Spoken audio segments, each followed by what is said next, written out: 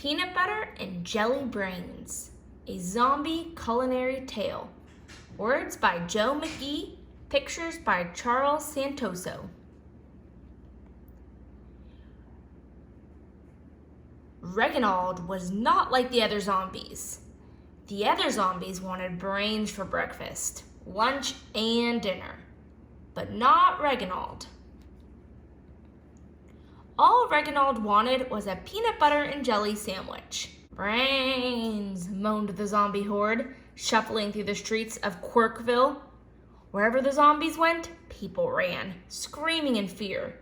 Nobody wanted their brains eaten. Not for breakfast, not for lunch, not even for dinner. Reginald didn't shuffle with them. His stomach rumbled and growled, and all he could do was dream about a peanut butter and jelly sandwich. Sweet jelly, moaned Reginald. Sticky peanut butter. No brains? The other zombies asked. No brains, said Reginald. Peanut butter and jelly. The other zombies shook their heads. If you tried peanut butter and jelly, said Reginald, you'd never want brains again. But the zombies just shambled off. Reginald went to the corner cafe and tried to order a sandwich. But the man behind the counter shook his head and pointed to a sign. No zombies allowed. He tried the school cafeteria, but the lunch lady slapped a hunk of meatloaf on his tray instead. It looked an awful lot like brains. Reginald even tried Oscar's grocery, but when Oscar rang up the loaf of bread, the peanut butter, and the strawberry jelly, Reginald couldn't pay. Sorry, said Oscar, paying customers only.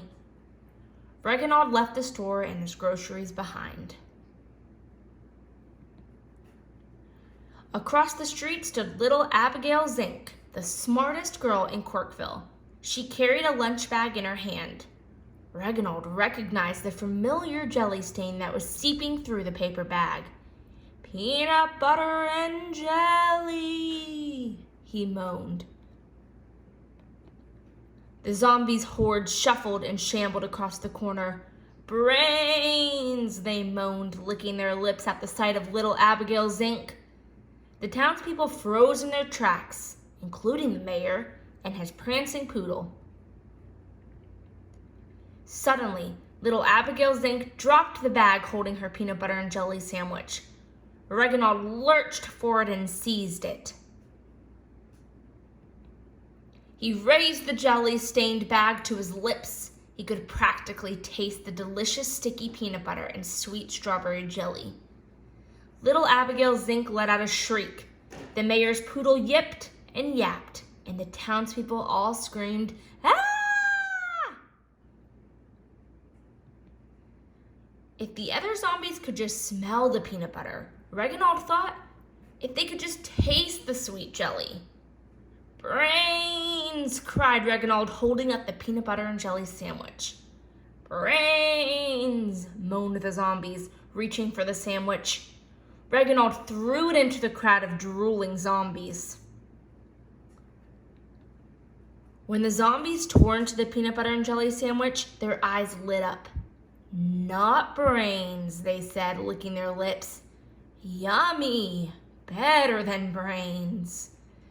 The zombies rubbed their bellies and the townspeople smiled.